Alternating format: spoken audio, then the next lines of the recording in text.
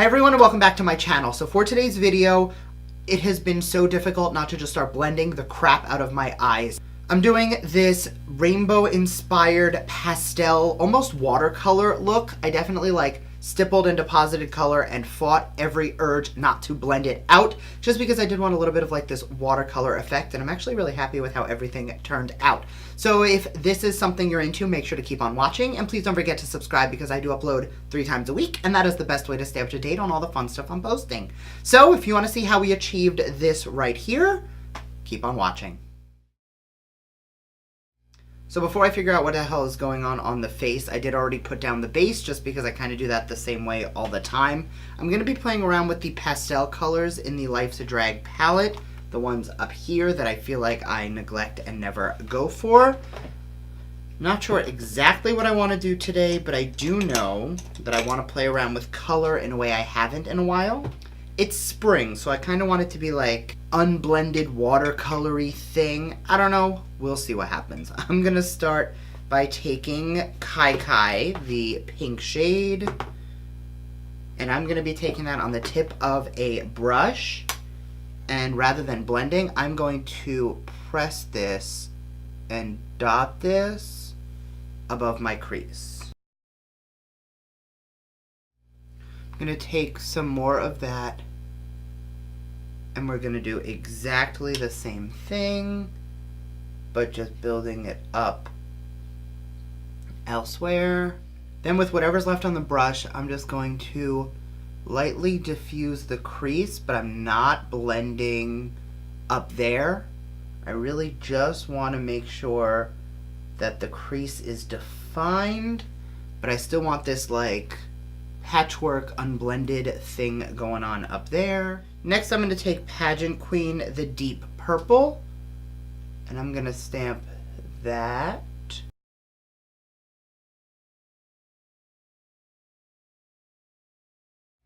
Next, I'm going to take Fishy, the blue shade, and we're still using that same brush, and I'm just going to stamp on the under eye area. Now with whatever's left on the brush, where the purple and the pink and the blue all meet, this I'm going to kind of do small little circular motions just because I do want it to all kind of float together. Then going into Kiki, the minty green, we're going to blend that towards the inner corner. Now that that green is down, I'm going to go back into that blue and just diffuse that into the purple. Now this is where everything kind of comes together. I know it looks a lot. Now I'm going to take a little more purple, and we're going to blend that into the pink. Then going into a smaller brush, loading up with that pink, we are finally going to blend the pink in the crease. Now that the base of color is down, I'm going to take some black liner, and on a small pencil brush with a tiny bit of the black shadow, we're just going to lightly set it down. So for the lid, I'm going to go into Beat, the rose gold shimmer. I took a brush, but I'm going to just take my finger, save myself the time.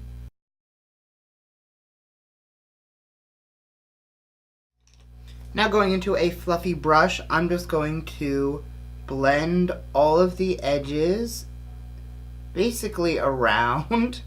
I just want to make sure that everything is blended into each other and that all of the pastels and those beautiful shades blend nicely. Now it always looks like a lot until you get the lash on, so I'm going to go pop on some lashes off camera and I'll be right back. Alright, so the lashes are on and it is definitely framing the eye a little bit more.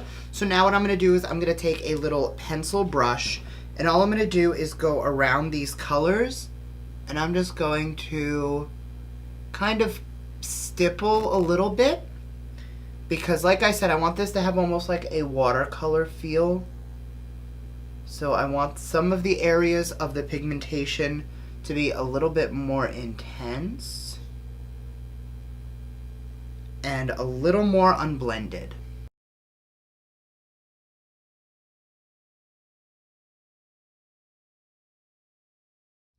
Now, resisting the urge to start blending is going to be difficult, but we will get there. This is the effect we're going for. So last thing I'm going to do on the eyes is I'm going to dip into Cake Face, the white in the palette, and I'm just going to go above all of that shadow just to be a matte highlight for the brow bone. And for the brow, we kind of want this like bushy pseudo boy brow. So all I'm going to do today, nice and easy, is I'm going to comb up the hairs, line the top of the brow, line the bottom of the brow, then grabbing a tinted brow gel, we're just going to kind of lock all of that in place. I'm going to take a tiny bit of setting spray just to take down any powderiness. So now, because the eyes are so much, the rest of the face is going to be a little softer, so I'm just going to add a little bronzer.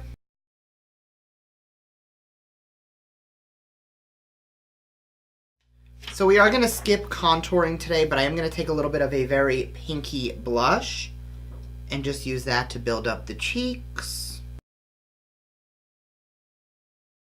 And I'm going to take a little bit of this shade up here just to kind of blend out the temples. I am going to use the highlight shade from this same Tarte palette. And for inner corner, I'm going to grab Flexitarian from ColourPop, a OG day one favorite of mine. You see how beaming that is? And one last little bit of setting spray. So with this, I definitely want a really peachy nude, so I'm going to go in with Mannequin from Jeffree Star Cosmetics. Then I'm going to take a little bit of my Artist Couture Diamond Lip Tease. This is in the shade Foreplay, and layer that over the center of the lip. And I know I've mentioned this before, but I do like to take a lip brush when I'm using an applicator for gloss over lipsticks that are this color, just because I don't want to get any of that pigment back into a clear gloss. It's different when I'm using like a nude gloss where there's already a tint to it, but when it has such a clear base, I have ruined many a clear gloss, so that's why I just take a lip brush. And that's the finished look. So this is definitely spring friendly, but I had a lot of fun doing this today. I usually, when I go with color, I'm super focused on blending and precise, and it was nice to kind of ignore that a little bit today and just get some color everywhere. So if you enjoyed this video, make sure to give it a thumbs up and let me know down below what are some of your favorite colors for spring, because I know now that spring is here, I'm going to be doing a whole lot more with color. So thanks again for watching, and I will see you guys next time. Bye!